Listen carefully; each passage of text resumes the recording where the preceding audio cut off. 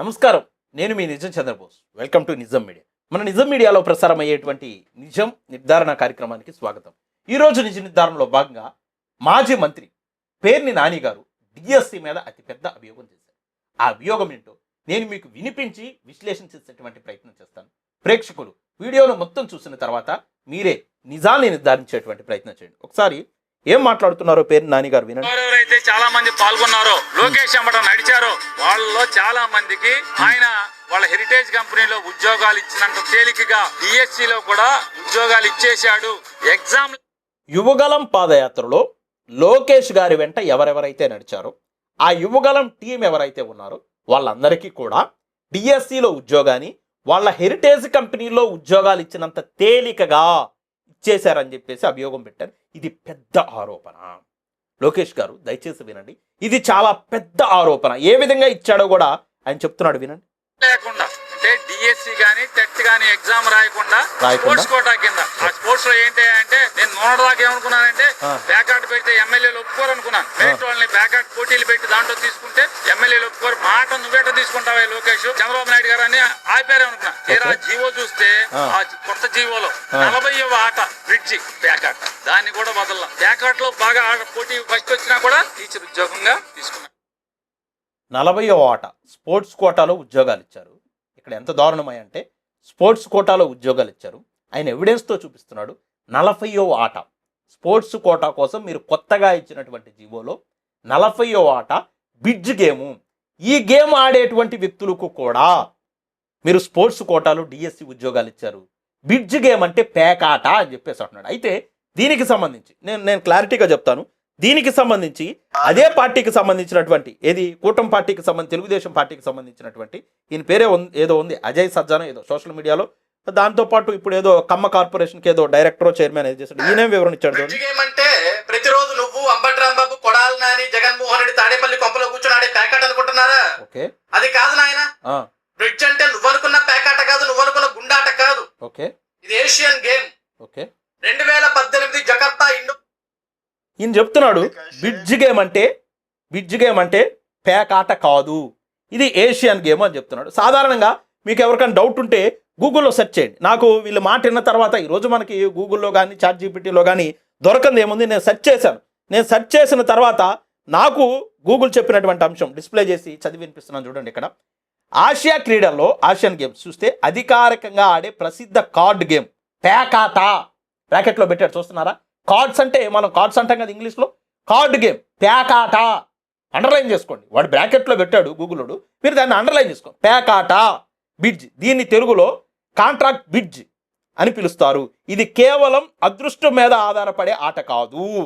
ఎంతో మేధస్సు, వ్యూహం, ఏకాగ్రత అవసరమయ్యే అంతర్జాతీయ డౌను. పేకాటకి చాలా మేధస్సు అవసరం. ఏ ముక్కలు వేస్తున్నారో, ఏ ముక్కలు తీసుకుంటున్నామో, ఇది చాలా అవసరం పేకాటకి. పేకాట వ్యూహాత్మకంగా మెదడు పెట్టి ఆడేటువంటి ఆట. ఇది అందరికీ తెలిసింది, నాకు రాదులేండి, అది వేరే అంశము. అయితే కింద చూడండి, ఆటగాళ్ళు అని చెప్పేసి సబ్ టైటిల్ పెట్టి మొత్తం 4 వ్యక్తులు, 2 సభ్యులుగా 2 జట్లుగా ఆడుతారు. ఒకరికి ఎదురుగా ఒకరు కూర్చుంటారు. కార్డులు చూడండి, మొత్తం 52 పేక కార్డులు ఉపయోగిస్తారు. ఏంటి, అండర్లైన్ చేసుకోండి అన్నమాట. మొత్తం ఎన్ని 52 పేక కార్డులు ఉపయోగిస్తారు. అంటే ఇక్కడ అజయ్ సజ్జానో బిజ్జానో ఎవరో ఆయన మాట్లాడినటువంటి మాటలకి నేను గూగుల్ ఆధారంగా, నాకు ఏ పార్టీలతో సంబంధం ఉండదు, నేను కేవలం నిజాలు మాత్రమే మాట్లాడతాను. నేను గూగుల్ ఆధారంగా చెప్తున్నాను, పేకాటే అని చెప్తున్నారు. పేకాట కార్డ్స్ తోటి ఆడేదని. అవును, పేకాట మెదడు పెట్టే ఆడతాడు. మెదడు లేకోకుండా, మెదడు లేనోడు పేకాట ఆడాడు. చాలా వ్యూహాత్మకంగా ఆడేటువంటి ఆట. అయితే ఆ ఆటను కూడా 40వ ఆట పేకాట అని చెప్పేసి ఆ బిడ్జ్ అనేటువంటి ఆటకు కూడా డిఎస్సిలో ఉన్నటువంటి ఉద్యోగాలు ఇచ్చారు. అయితే నేను నా హానరబుల్ అప్పీల్ ఏంటంటే కూటమి ప్రభుత్వానికి, అయ్యా మీరు పేకాట పెడతారా, మీరు క్రికెట్ పెడతారా, మీరు వాలీబాల్ పెడతారా, తొక్కుడు బిల్ల పెడతారా, కోతి కొమ్మచ్చ పెడతారా, ఏ గేమ్స్ అయినా మీరు ఇచ్చినటువంటి లిస్టులో పెట్టుకోండి, కాదంటలేదు. కానీ ఆ సర్టిఫికెట్లు జెన్యునా కాదా, అవి నిజంగా ఆ ఆటలాడి ప్రావీణ్యంతో వచ్చినటువంటి సర్టిఫికెట్లా, లేకపోతే దొంగ సర్టిఫికెట్లా? దొంగ సర్టిఫికెట్లు తెచ్చుకొని ఉద్యోగాలు పొందినటువంటి వ్యక్తులు చాలామంది ఉన్నారు. ఇకపోతే నేను అడుగుతున్నా కూటమి ప్రభుత్వాన్ని, నేను అడుగుతున్నా ఎవరైతే ఈ రోజున విద్యాశాఖ మంత్రిగా ఉన్నారో నారా లోకేష్ గారిని నేను అడుగుతూ ఉన్నా, అయ్యా నారా లోకేష్ గారు, ఒక ఉద్యోగం ఇచ్చేటప్పుడు సుప్రీంకోర్టు చెప్పింది, టీచర్ ఉద్యోగం ఇచ్చేటప్పుడు ఖచ్చితంగా టెట్ డిఎస్సి రాయాలి. ఏ ఎగ్జాము రాయుకోకుండా ఒక స్పోర్ట్స్ కోటా అని చెప్పేసి ఆఫ్టర్ ఆల్ ఒక సర్టిఫికెట్ను అడ్డం పెట్టుకొని ఎలా ఉద్యోగం ఇస్తారో సమాధానం చెప్పాలి. ఈ రోజున ఒక టీచర్ పోస్టు కోసం సంవత్సరాలు తరబడి కుటుంబాలకు దూరమై పెళ్ళైనటువంటి వ్యక్తులు కూడా మగవాళ్ళైతే భార్యలకు దూరంగా ఉండి, భార్యలు భర్తలకు దూరంగా ఉండి, కొంతమంది సంతానం ఉండి కూడా పిల్లలకు దూరంగా ఉండి, కుటుంబాలకు సంబంధించినటువంటి అన్ని ఆలనా పాలనలకు దూరంగా ఉండి, కొంతమంది పెళ్ళిళ్ళు కూడా చేసుకోకోకుండా ఏం చేస్తున్నావురా అని అడుగుతారని గ్రామాలకు వెళ్ళకోకుండా, ఏం చేస్తున్నావురా అని అడుగుతున్నారని చెప్పేసి ఊర్లకు వెళ్ళకోకుండా, ఇంకా ఉద్యోగం రాలాదనే ప్రశ్న పదే పదే పదే పదే వాళ్ళని అడుగుతుంటే వాళ్ళ గుండెల్లో గుణపం పెట్టి గుచ్చినట్టు ఉండి ఆ కోచింగ్ సెంటర్లకే పరిమితమయ్యి, ఆ హాస్టళ్లకే పరిమితమయ్యి, ఆ హాస్టళ్లలో మగ్గుతూ చదివి చదివి చదివి చదివి పుస్తకాల పురుగుల్లాగా మారిపోయి ఈ రోజున కష్టపడి నిజంగా మెరిట్ సంపాదించుకున్నటువంటి వాళ్ళకేమో ఉద్యోగాలు ఇవ్వకోకుండా స్పోర్ట్స్ కోటా అని ఒకటి పెట్టి నీ ఇష్టం వచ్చిన ఆటలు పెట్టుకుంటే పెట్టుకున్నావు, నీ ఇష్టం వచ్చినట్టు పేకాట కార్డ్స్ తోటి ఆడేటువంటి ఆటలు పెట్టుకుంటే పెట్టుకున్నావు, నేను కాదంటలేదు. కానీ సుప్రీంకోర్టు గైడ్ లైన్స్ కూడా పక్కన పెట్టి టెట్ కానీ డిఎస్సి కానీ రాయుకోకుండా కనీసం క్వాలిఫై అవ్వడం అనేది పక్కన పెట్టండి. అది రాయుకోకుండా ఎలా ఉద్యోగం ఇస్తారో మీరు సమాధానం చెప్పండి. ఉద్యోగం ఇచ్చేటువంటి నైతిక హక్కు మీకు ఎక్కడుందో మీరు సమాధానం చెప్పండి. ఎలా ఇస్తారు? అది కూడా కొన్ని పోస్టులు ఎంత దారుణంగా చేశారో తెలుసా? ఇప్పుడు సాధారణంగా పీటీ పోస్టులు అంటే ఏంటి? గేమ్స్ ఆడించడం కోసం స్పోర్ట్స్ కోటాలో గేమ్స్ ఆడించడం కోసం పిల్లలకి వ్యాయామాలకు సంబంధించి స్పోర్ట్స్కు సంబంధించి పీటీ పోస్టులు తీసుకుంటారు. కానీ ఇక్కడ ఎంత దారుణం జరిగిందో తెలుసా? స్పోర్ట్స్ కోటాలో సబ్జెక్ట్ పోస్టులు ఇచ్చారు. అరే గేమ్స్ సర్టిఫికెట్స్తో వచ్చినోడికి, కనీసం ఎగ్జామ్ రాయకోకుండా వచ్చినోడికి, మెరిట్ తర్వాత ఎగ్జామే రాయకోకుండా వచ్చినోడికి అరే సోషల్ ఎలా చెప్తాడండి? ఆటలు ఆడించాలి ఫేక్ సర్టిఫికెట్లా నిజమనే పక్కన పెడదాం.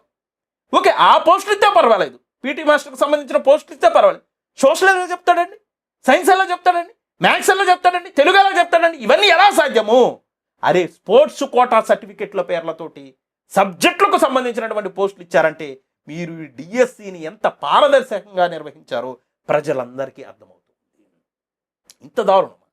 ఇంత అన్యాయమా? ఆయన ఇంకొక పెద్ద అలిగేషన్ చేశాడు. ఇప్పుడు నారా లోకేష్ గారు బయటకు వచ్చి దీని మీద సమాధానం చెప్పవలసినటువంటి అవసరం ఎంతైనా ఉంది. ఎలిగేషన్ చేసినటువంటి వ్యక్తి చిన్న వ్యక్తి కాదు, గతంలో మంత్రిగా పనిచేసినటువంటి వ్యక్తి పేరుని నాని గారు ఎలిగేషన్ చేశారు. ఏమన్నా అంటే స్పోర్ట్స్ కోటా పేరుతోటి యువగలం పాదయాత్రలో లోకేష్ గారి వెంట నడిచినటువంటి వ్యక్తులకి ఉద్యోగాలు ఇచ్చారు అని చెప్పేసి ఆయన ఎలిగేషన్ చేశారు. అది నిజమా అబద్ధమా? సమాధానం చెప్పండి. అది నిజమా? ఓకే, మీ హెరిటేజ్లో మీరు ఇచ్చుకోండి, తప్పలేదు. మీ యువగలం పాదయాత్రలో మీ ఎమ్మట నడిచిన వాళ్ళకి, మీకు కష్టపడి మీకు అండదండలుగా నిలిచిన వాళ్ళకి, మీకు రక్షణ కవచాల్లాగా నిలిచిన వాళ్ళకి, మీ టీషర్ట్లు వేసుకొని తిరిగిన వాళ్ళకి, మీ జెండాలు మోసిన వాళ్ళకి మీరు ఏదైనా సహకరించాలి, సహాయం అందించాలని అనుకుంటే మీ హెరిటేజ్లో ఇవ్వండి, తప్పులేదు, అది మీ సంస్థ కాబట్టి. కానీ ఆయన ఒక పెద్ద ఎలిగేషన్ చేశాడు. యువగలం పాదయాత్రలో మీతో నడిచినటువంటి వ్యక్తులకి డిఎస్ఏ ఉద్యోగాలు ఇచ్చారని చెప్పేసి ఆయన మాట్లాడుతున్నారు. ఇది నిజమా అబద్ధమా? లోకేష్ గారు సమాధానం. స్పోర్ట్స్ కోటాలు అడ్డం పెట్టుకొని అయితే ఖచ్చితంగా అక్రమాలు జరిగినాయి. ఆ అక్రమాలు జరిగితే ఆ అక్రమాల ద్వారా పోస్టులు అమ్ముకున్నారనేది ఒక వాదన. కానీ ఇక్కడ ఆయన డైరెక్ట్గా మీ యువగలం పాదయాత్రలో మీకు అండదండలుగా ఉన్నటువంటి మీ కార్యకర్తలను తీసుకొచ్చి టీచర్ పోస్టులు భర్తీ చేశారని చెప్తున్నా. 400కు పైగా టీచర్ పోస్టులు. ఒక్కొక్క టీచర్ ఉద్యోగం కోసం ఒక మనిషి పడేటువంటి కష్టం ఎంతో మీకు తెలియదు. కొంతమంది వ్యక్తులకు అదొక ప్యాషన్, కొంతమంది జీతం కోసమో, కొంతమంది ఉపాధి కోసమో, కొంతమంది గవర్నమెంట్ ఉద్యోగం అయితే లైఫ్కి ఏదో సెక్యూరిటీ ఉంటుందని కొంతమంది ఆ టీచర్ పోస్టుల కోసం వేచి చూసే వాళ్ళు ఉంటారు. వాళ్ళకి ఆ టీచర్ పోస్టే కాదు ఏ పోస్టు కోసమైనా వాళ్ళు ప్రయత్నం చేస్తూ ఉంటారు. కానీ నేను ఉపాధ్యాయుడిని అవ్వాలి, నేను విద్యాబుద్ధులు నేర్పాలి, నేను పాఠాలు నేర్పాలి, పిల్లలకు పాఠాలు చెప్పేవాడుగా ఉండాలి, నన్ను సార్ అని ప్రతి ఒక్కళ్ళు పిలవాలనేటువంటి ఆలోచనని వాళ్ళు చిన్ననాటి నుంచి చదువుకునేటువంటి రోజుల్లోనే వాళ్ళ మైండ్లోకి మెదడుల్లోకి ఎక్కించుకొని ఆ టీచర్ పోస్టు కోసం అహర్నిశలు కష్టపడి ఈ సమాజంలో ఉన్నటువంటి అన్ని వ్యవస్థలకి దూరమై కేవలం విద్యా వ్యవస్థకే దగ్గరయ్యి ఆ ఉద్యోగానికి ప్రిపేర్ అవుతున్నటువంటి ఎంతమంది నోళ్లలో మీరు మట్టి కొట్టారు, ఎంతమంది జీవితాలను విధ్వంసం చేశారు, ఎన్ని కుటుంబాలను మీరు విచ్ఛిన్నం చేశారు, ఎన్ని కన్నీళ్లకు మీరు కారణమయ్యారో ఒక్కసారి లోకేష్ గారు ఆలోచించుకోవాలి. ఈ రోజు ప్రశ్నిస్తున్నటువంటి ప్రతి ప్రశ్నకు అర్థవంతమైనటువంటి ప్రశ్న మీరు సమాధానాలు చెప్పవలసినటువంటి లేదు. ఆధారాలతో బయటకు రండి, ఆధారాలతో బయట పెట్టండి. స్పోర్ట్స్ కోటాలో అన్యాయం జరగలేదు, స్పోర్ట్స్ కోటాలో మేము మోసం చేయలేదు, పేరుని నాని గారు అన్ని తప్పుడు ప్రచారాలు చేస్తున్నారు, ఇది అవాస్తవం, మేము యువకాలంలో నడిచినటువంటి వ్యక్తులకు ఉద్యోగాలు ఇవ్వలేదు అంటే మీరు ఆధారాలతో బయట పెట్టండి. అలా తప్పుడు అలిగేషన్స్ చేసినటువంటి పేర్ని నాని గారిని అరెస్ట్ చేయండి. ఇదేం చిన్న చితక అలిగేషన్ కాదు కదా. 16,000 పైచిలుకు మెగా డిఎస్సికి సంబంధించినటువంటి ఉద్యోగాలకు సంబంధించి ఆయన చేసినటువంటి ఆరోపణ, ఆయన ఆధారాలు పట్టుకొచ్చి ఆరోపణలు చేస్తూ ఉన్నాడు. మీరు పేకాటకి ఇచ్చారా, తుక్కుడు బిళ్ళకి ఇచ్చారా, ఏం అట్లకి ఇచ్చారో నేను మిమ్మల్ని గిగిపెట్టి కోడుకోంగా మీ ఇష్టం అండి. అది కూడా నిజాయితీగా ఇచ్చారా, నిబద్ధతగా ఇచ్చారా లేదా అనేటువంటిది నిరూపించుకోవాల్సినటువంటి బాధ్యత మీ మీద ఉంది. ఒక విద్యాశాఖ మంత్రిగా అది మీ బాధ్యతను మీరు నెరవేర్చండి. మీరు ఆధారాలతోటి ప్రెస్ మీట్ పెట్టండి. ఆధారాలతోటి ప్రెస్ మీట్ పెట్టి వివరణ ఇచ్చేటువంటి ప్రయత్నం చేయండి. ఈ దేశ చరిత్రలో ఎప్పుడూ కూడా 241 కేసులు పెండింగ్లో ఉండగా హైకోర్టులో అవి కూడా కేసులు సరిగ్గా తీసుకోకపోతేనే 241 కేసులు. 241 కేసులు ఒక డిఎస్సి మీద ఉంటే హైకోర్టులో పెండింగ్లో హుటాహుటిన పోస్టులు ఇచ్చినటువంటి డిఎస్సి ఇంకెక్కడా లేదు. ఇక్కడే ఉంది. ఆంధ్రప్రదేశ్ రాష్ట్రంలో లోకేష్ గారి నాయకత్వంలో వచ్చినటువంటి డిఎస్సిలోనే కనపడుతుంది. మరి ఇప్పటికైనా మీరు ప్రజలకి వివరణ ఇచ్చేటువంటి ప్రయత్నం చేయండి. వివరణ ఇవ్వాల్సినటువంటి బాధ్యత మీ మీద ఉన్నది. ఈ వివరణ గనక మీరు ఇవ్వకోకుండా ముందుకు గనక వెళితే, నిరుద్యోగుల్లో గనక తిరుగుబాటు వస్తే ఏ ప్రభుత్వాలైనా, ఎంత పెద్ద ప్రభుత్వాలైనా, ఎంత పెద్ద పార్టీలైనా కాలగర్భంలో కలిసిపోవడం అనేది ఖచ్చితము. మా నిజం మీడియా మాత్రం పార్టీలకి, కులాలకి, మతాలకి, ప్రాంతాలకి అతీతంగా ఎవరికి అన్యాయం జరుగుతుందో అన్యాయం జరిగినటువంటి బాధ్యతల వైపు 100% నిలదీసేటువంటి నైజం మా మీడియాది. కాబట్టి మా వీడియోస్ కనుక మీకు నచ్చితే లైక్ చేయండి, షేర్ చేయండి, మన ఛానల్ సబ్స్క్రైబ్ చేసుకోండి.